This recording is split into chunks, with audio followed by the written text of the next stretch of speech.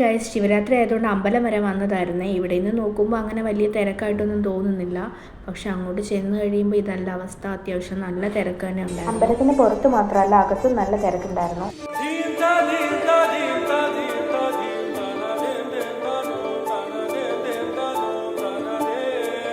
ഈ കാണുന്നവരൊക്കെ കൂടുതൽ സാധനം വാങ്ങാൻ വേണ്ടി വന്നതും വിൽക്കാൻ വന്നതായ ആളുകളാണ്. തിരക്ക് കാരണം അമ്പലത്തിനകത്ത് കയറാൻ പറ്റാഞ്ഞതുകൊണ്ട് തന്നെ ഞങ്ങൾ വിചാരിച്ചാൽ തിരിച്ചു വരുമ്പോൾ കയറാമെന്ന്. പക്ഷെ അന്നേരം ഇതുപോലെ തന്നെ നല്ല അത്യാവശ്യം തിരക്കുണ്ടായിരുന്നു.